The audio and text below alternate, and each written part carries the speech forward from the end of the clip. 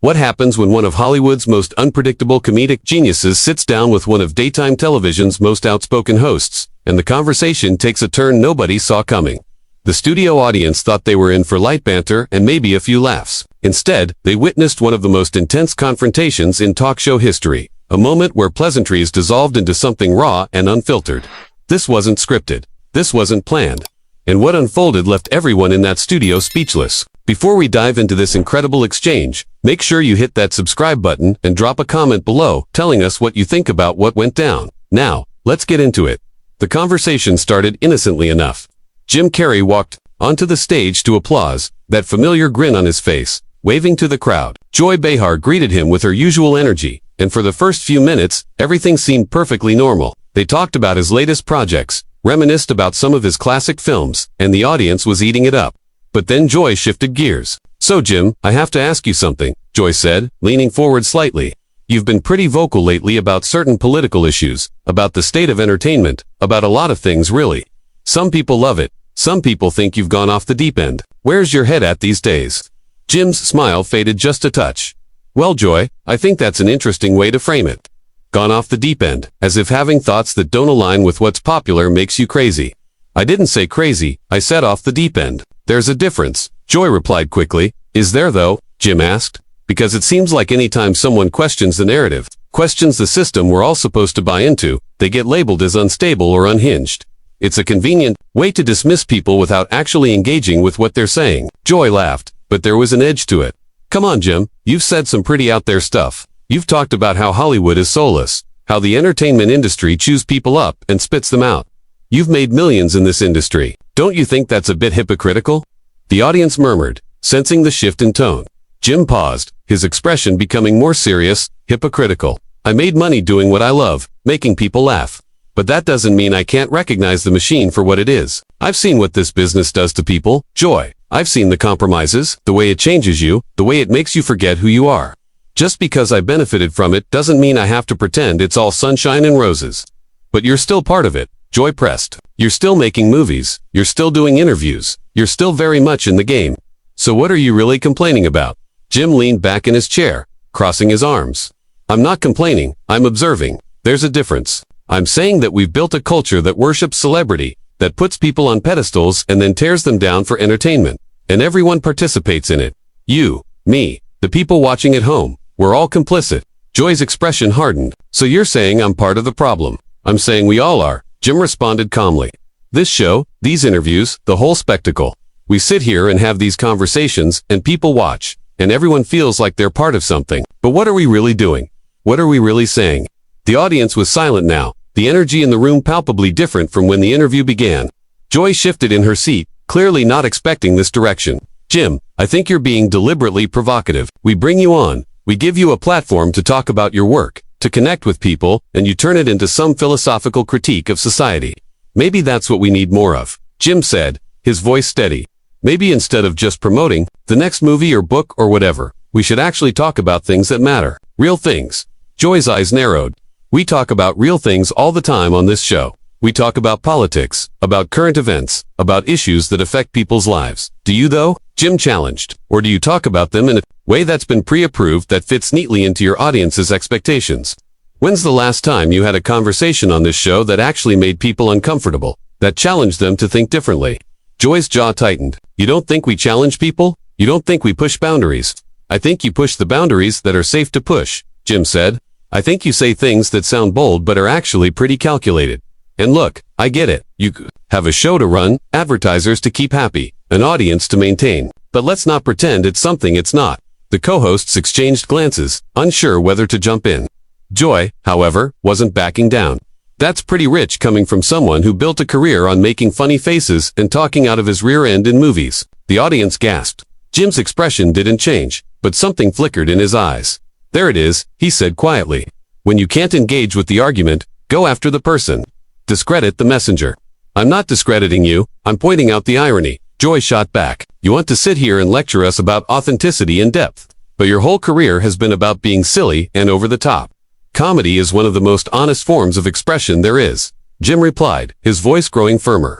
"When you make people laugh, you're connecting with something real in them. You're finding truth in absurdity. That's more authentic than half the serious conversations happening on television. Joy threw her hands up. So now comedy is more authentic than journalism, than real discussion. I didn't say that, Jim said. I said that comedy can be authentic, just like journalism can be authentic. But it can also be performative, shallow, designed to make people feel good about their pre-existing beliefs, rather than challenge them. And you think that's what we do here? Joy asked, her voice rising slightly. I think it's what a lot of shows do, Jim answered, including this one sometimes. The tension in the studio was thick enough to cut with a knife. Joy stared at Jim, her face flushed, clearly wrestling with how to respond. One of the co-hosts tried to lighten the mood, interjecting with a nervous laugh. Well, this got intense pretty quickly. But Jim wasn't letting it go. I'm not trying to attack you personally, Joy. I'm really not. But if we're going to have this conversation, let's actually have it. Let's not dance around it. Joy took a breath, composing herself. Fine, let's have it. You think we're shallow? You think we're performative? What would you have us do differently? What does authentic conversation look like to you? It looks like what's happening right now, Jim said. It's uncomfortable. It's messy. Neither of us knows exactly where this is going, and that's okay. That's real. Most interviews are so sanitized, so controlled. Everyone knows their talking points. Everyone stays on script. Where's the humanity in that? Joy leaned forward, her eyes locked on his. You want humanity? Let me tell you something about humanity. Jim, humanity is showing up every day and doing your job, even when it's hard. It's engaging with people who have different views, giving them a platform, and yes, sometimes keeping things civil so the conversation can actually happen. You want chaos? You want everyone just saying whatever they feel in the moment. That's not depth. That's just noise. Maybe we need more noise. Jim countered. Maybe we've gotten too comfortable with silence, with everyone playing their part. You know what I've noticed? People are terrified of saying the wrong thing, terrified of offending someone, of being misunderstood, of being canceled. So they say nothing real at all. They just repeat whatever's safe. And you think you're above that? Joy asked pointedly. You think you're the only one brave enough to speak your truth? No, Jim said firmly. I think I'm just as flawed and compromised as everyone else. But at least I'm willing to admit it. At least I'm willing to sit here and have this conversation instead of pretending everything is fine. Joy's voice rose. Who's pretending everything is fine? We talk about serious issues on this show every single day. We don't shy away from difficult topics. You talk about them in ways that your audience expects. Jim responded. You confirm what they already believe. That's not challenging anyone. That's comforting them. So we should just be contrarian for the sake of it. Joy fired back. We should take positions we don't believe in just to shake things up. I'm not saying that, Jim said, his voice measured. I'm saying that maybe, just maybe, we should question our own positions more. Maybe we should admit when we don't have all the answers instead of acting like we do. One of the other co-hosts jumped in, trying to mediate. I think what Jim is saying is that we could all benefit from more self-reflection, more humility in how we approach these conversations. Joy turned to her co-host sharply. I know what he's saying, and I'm saying that there's a difference between self-reflection and self-flagellation. We can acknowledge imperfection without tearing down everything we do.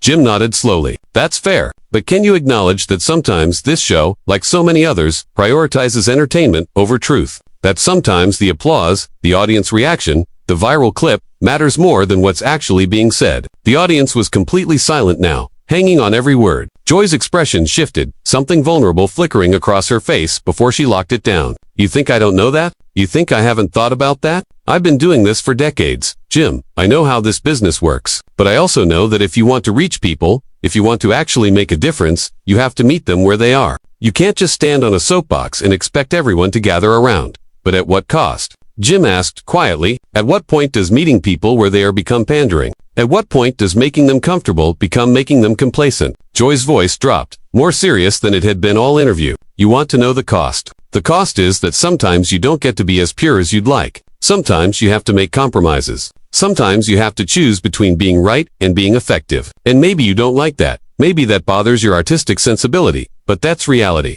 Or maybe that's just what we tell ourselves to justify the compromises. Jim replied, maybe we convince ourselves that we're being strategic when really we're just being safe. Joy slammed her hand on the desk, the sound echoing through the studio. Safe. You think what we do here is safe? We get threats. We get hate mail. We get people screaming at us every single day for the positions we take. Don't you dare sit there and tell me we're playing it safe. Jim didn't flinch. I'm not talking about physical safety, Joy. I'm talking about intellectual safety, emotional safety, the safety of staying within acceptable boundaries, of never really putting yourself on the line. And what do you think you're doing right now? Joy challenged. You think this is brave? Coming on a talk show and stirring up controversy? You'll go home. You'll get your viral moment. People will talk about how edgy and deep Jim Carrey is, and nothing will change. Nothing ever changes. Maybe not, Jim admitted, but at least we're talking about it. At least for a few minutes, we're not pretending.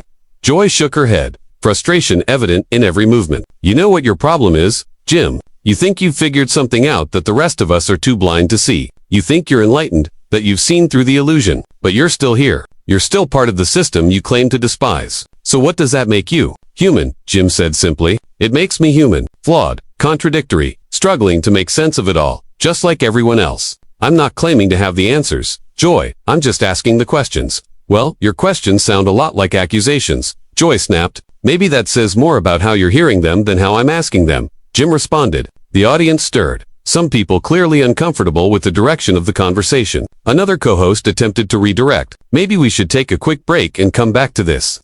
But Joy waved her off. No, we're doing this now. Jim wants authentic conversation. Let's have it. Jim leaned forward, his elbows on his knees, looking directly at Joy. All right then, let me ask you something, and I want you to answer honestly. When was the last time you changed your mind about something important? When was the last time you heard an argument that made you reconsider a position you held? Joy blinked, caught off guard by the question. I change my mind about things all the time. About what? Jim pressed. Give me an example. Joy hesitated, and in that hesitation, the whole room felt it. I don't keep a running list of every time I've reconsidered something. Jim, that's not what I asked. Jim said gently but firmly. I asked, when was the last time? If it happens all the time, like you said, you should be able to think of something recent. Joy's face reddened. You're trying to trap me. I'm trying to make a point, Jim corrected. We all get so locked into our positions, so invested in being right, that we stop actually listening. We stop being open to the possibility that we might be wrong, and one include myself in that. I'm guilty of it too. So what's your point then? Joy demanded. That we're all hypocrites. That we're all closed-minded. Congratulations, Jim. What a profound observation. My point is that maybe we should acknowledge it, Jim said, his voice rising slightly for the first time. Maybe we should stop pretending we're having these open, honest dialogues when really we're just performing our perspectives for people who already agree with us. Maybe we should admit that most of what we call discourse is just theater. Joy stood up from her chair, something that clearly wasn't planned. The audience gasped. Theater. You want to talk about theater? Your entire career is theater. Your entire public persona is a performance. And now you want to lecture me about authenticity. Jim remained seated, his voice calm. Sit down, Joy. Don't tell me what to do, Joy shot back. I'm not telling you what to do. I'm asking you to sit down so we can continue this conversation like adults, Jim said evenly. Joy stayed standing for a moment longer, then slowly lowered herself back into her chair, her jaw clenched. The other co-hosts looked like they wanted to be anywhere else. One of them tried to speak, but Joy cut her off with a gesture. You want authentic? Joy said, her voice tight. Fine, here's authentic. I'm tired. Jim, I'm tired of people like you who show up and act like they've cracked some code the rest of us are too stupid to see. I'm tired of being told that what I do doesn't matter, that it's all just noise and spectacle. I've spent my life in this industry, trying to inform people, trying to give them something of value, and people like you treat it like it's worthless. Jim's expression softened slightly. I never said it was worthless.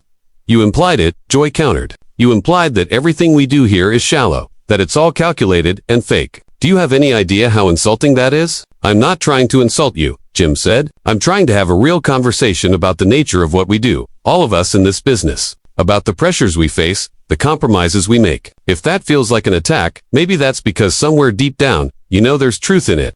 Joy's eyes flashed. Don't psychoanalyze me. You're not a therapist. You're an actor, and you're not a journalist. You're a talk show host, Jim replied, his tone sharper now. But that doesn't stop you from acting like you're delivering hard news. We all play roles, Joy. We all pretend to be something more than what we are. How dare you? Joy said, her voice low and dangerous. How dare you diminish what I do? I've interviewed presidents. I've covered wars. I've reported on stories that mattered. Don't you dare sit there and tell me I'm just playing a role. Everyone plays a role, Jim insisted. That's not an insult. That's a fact. The question is whether we're honest about it, whether we acknowledge the performance or whether we convince ourselves it's something else.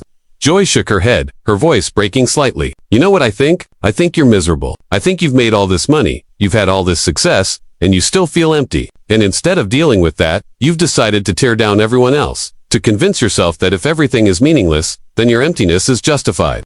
The audience was completely still. Jim stared at Joy for a long moment, and for the first time, something vulnerable crossed his face. Maybe you're right, he said quietly. Maybe I am miserable. Maybe I am empty. but at least I'm willing to look at it. At least I'm willing to sit in that discomfort instead of covering it up with applause lines and audience validation.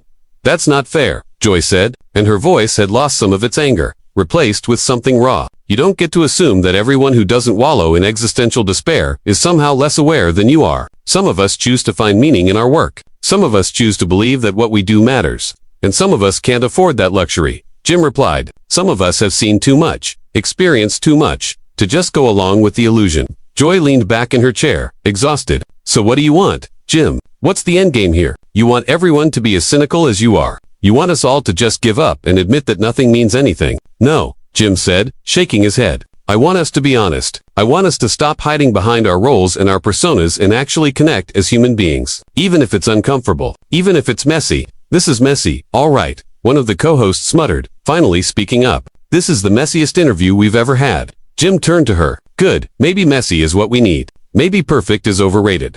Joy rubbed her temples, looking drained. I don't even know what we're arguing about anymore. We're arguing about whether any of this matters, Jim said. Whether what we say, what we do, makes any real difference. Or whether we're all just shouting into the void, hoping someone hears us. And what's your answer? Joy asked, looking at him with genuine curiosity now, the anger fading into something else. I don't have one, Jim admitted. That's the whole point. I don't know. And I'm tired of pretending I do. Joy nodded slowly. Well, at least we agree on something. The studio audience didn't know whether to applaud or sit in silence. The energy had shifted again, from confrontational to something almost melancholic, to people who had stripped away the performance and were left with something uncomfortably real. The silence stretched out for several seconds, neither Jim nor Joy seeming to know where to go from here. Finally, Joy spoke, her voice quieter than it had been throughout the entire exchange. You know what the worst part is? Part of me agrees with you. Part of me has always known that there's something hollow about all of this. But what's the alternative? We just stop. We just walk away. Jim considered the question carefully. Maybe the alternative is doing it differently. Maybe it's being more honest about what this is. Admitting that we don't have all the answers. That we're figuring it out as we go. People don't want to hear that, Joy said, a bitter edge creeping back into her tone. People want certainty. They want someone to tell them what to think, how to feel. They don't want confusion. Maybe that's the problem, Jim replied. Maybe we've trained people to expect certainty when uncertainty is all we've ever really had. Life is uncertain. Everything is uncertain. But we've built this whole infrastructure around pretending otherwise. Joy laughed, but it was hollow. So your solution is to just embrace chaos. Tell everyone nothing matters and see what happens. That's not what I'm saying, Jim said, frustration creeping into his voice again. I'm saying we should embrace honesty, even when it's uncomfortable, even when it doesn't fit neatly into a narrative. Honesty is a luxury. Jim, Joy said sharply. Honesty is what you can afford when you have enough money that you don't have to worry about losing your job, your platform, your relevance. Some of us don't have that luxury. Some of us have to play the game to survive. And how's that working out? Jim asked pointedly. Are you happy? Are you fulfilled? Or are you just going through the motions, telling yourself it's worth it? Joy's face hardened again. You don't get to ask me that. You don't get to question whether my life has meaning. I'm not questioning whether your life has meaning, Jim said. I'm questioning whether you're living it or performing it. There's no difference anymore, Joy shot back. Don't you get that? There is no separation between the person and the persona. We are what we do. This is my life. This show, these conversations, this is what I am. Jim shook his head slowly. That's the saddest thing you've said this entire interview.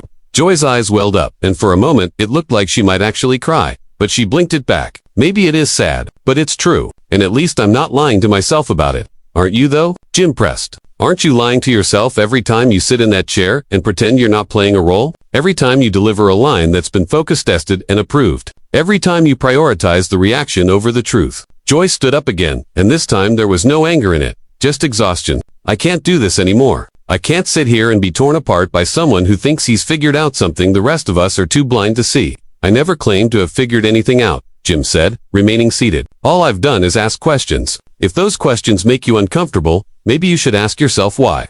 Joy turned to the audience, her voice strained. Is this what you want? Is this entertaining to you? Watching two people tear each other down, the audience remained silent, clearly unsure how to respond. Jim stood up now too, his voice gentle. Joy, I'm not trying to tear you down. I'm really not. I'm just tired of the pretense. I'm tired of everyone walking on eggshells, saying what they think they're supposed to say. I thought maybe, just maybe, we could have a real conversation. This wasn't a conversation, Joy said, her voice breaking slightly. This was an ambush. You came on here with an agenda, to make some kind of point, and you used me to do it. That's not fair, Jim protested. You asked me about my views. You opened this door. All I did was walk through it. Joy laughed bitterly. You didn't walk through it. You kicked it down. There's a difference. One of the co-hosts finally intervened, her voice shaky. Maybe we should all take a breath here. This has gotten very intense. Intense is good, Jim said, looking at the co-host. Intense means we're touching something real. Intense is painful, Joy countered. Intense is cruel.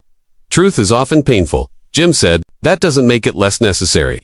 Joy turned back to him, tears now visible in her eyes. You want the truth, Jim? Here's the truth. You're right. About a lot of it, about the performance, about the compromises, about the hollowness. But knowing that doesn't make it easier. It makes it harder. Because what am I supposed to do with that knowledge? Quit. Walk away from everything I've built. Admit that it's all been for nothing. Jim's expression softened completely. It hasn't been for nothing. That's not what I'm saying. I'm saying that maybe we can do better. Maybe we can be more than what we've been. How? Joy asked, and the vulnerability in her voice was palpable. How do we do better when the system we're in doesn't reward better? When it rewards performance, spectacle, controversy, when the truth is boring and lies are exciting, we start by admitting it, Jim said quietly. We start by having conversations like this. Uncomfortable as they are, Joy wiped her eyes, trying to regain her composure. I don't know if I can. I don't know if I have it in me anymore. You do, Jim said, with surprising gentleness. You just showed more authenticity in the last 30 minutes than most people show in their entire careers. Joy looked at him, something shifting in her expression. Was that your plan all along? To push me until I broke? No, Jim said honestly. I didn't have a plan. I just wanted to have a real conversation. And we did. It was messy and painful, and probably terrible television, but it was real. It was terrible television. One of the co-hosts agreed with a nervous laugh, trying to inject some levity. Jim smiled slightly. Maybe that's the point. Maybe good television and good conversation aren't the same thing. Joy sat back down slowly, looking exhausted but somehow lighter. So where do we go from here? I don't know, Jim admitted, but at least we're asking the question. The audience, unsure of how to react to what they had just witnessed, began to tentatively applaud. It wasn't the enthusiastic applause of a typical talk show. It was uncertain, confused, but somehow more genuine because of it. Joy looked at the camera, her professional instincts kicking back, and despite everything, well, that was certainly something. Jim Carrey, everyone, this has been, without a doubt, the most unusual interview we've ever conducted on this show. Jim nodded to the audience. Thanks for having me. I think. Joy echoed with a weak smile. As the show went to commercial, the camera lingered on both of them for just a moment longer than usual, capturing two people who had just been through something neither of them had quite expected. Sitting in the aftermath of a conversation that had gone places neither television nor its participants were usually willing to go. What did you think about this exchange? Do you think Jim crossed a line, or was he just saying what needed to be said? Drop a comment below with your thoughts. And make sure you subscribe because we're bringing you more incredible moments like this. What moment from this interview stuck with you the most?